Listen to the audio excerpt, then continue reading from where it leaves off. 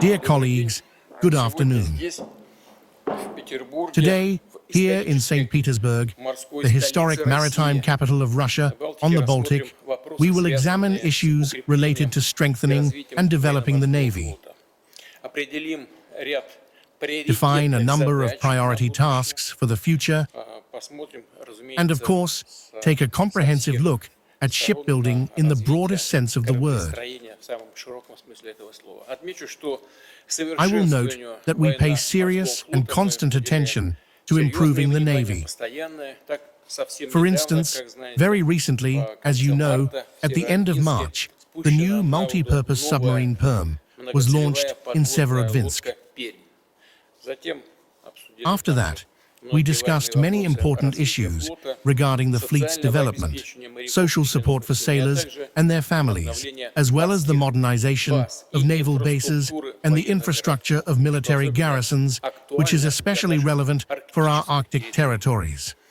I will emphasize once again, the Navy has played and continues to play a crucial role in ensuring Russia's defense and security, as well as in protecting its national interests in the world ocean. Both today and in the future, our ships must be capable of effectively carrying out the full range of tasks assigned to them. In recent years, we have been implementing a large-scale Navy modernization program. At Russian shipyards, from Kaliningrad to Vladivostok, serial production of surface ships and new missile-carrying submarines is underway, including the latest Borey-A and Yasen-M projects. Significant funds have been allocated for these purposes. Over the past 5 years, 49 ships of various classes have been built. And from 2020 to 2024, up to the present day, 4 Borey-A strategic submarines and 4 Yasen-M multi-purpose submarines have been commissioned into the Navy. At the same time, it is clear that the rapidly changing global situation, the emergence of new challenges and threats, including in maritime domains, as well as the rapid technological and digital revolution, the rise of robotics, and the widespread adoption of unmanned systems, all of this necessitates shaping a new image for the Navy. In this regard, it is crucial to define the prospective characteristics and a balanced composition of the fleet, as well as to assess the capabilities of scientific and industrial potential in designing and constructing new ships and support vessels. At the same time, I consider it necessary to emphasize it is important to systematically and consistently develop all components of the Navy. I am referring to submarine and surface ship groups, naval aviation, coastal missile and artillery troops, as well as support assets. Certainly, one of the priority tasks is strengthening the domestic fleet in its key segment, the strategic nuclear forces, which serve as the most important guarantee of Russia's security and the preservation of global balance. In this regard, I would, of course, like to note that the share of modern weapons and equipment in Russia's naval strategic nuclear forces has now already reached 100%. And I emphasize, this indicator must be maintained in the future as well. Along with this, we must continue and increase the serial production of modern ships of various classes. They must be equipped with advanced technology, including high-precision and hypersonic weapons, robotic systems, and possess new generation control, reconnaissance, communications, radar, hydroacoustic, and navigation systems. I already mentioned the Perm, which was launched on March 27th of this year, a multi-purpose submarine. It has become the first submarine armed with Zircon hypersonic cruise missiles. This already resembles, some elements are even appearing, strategic nuclear forces.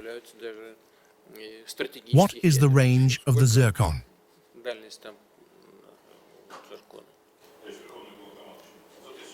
Over 1,000.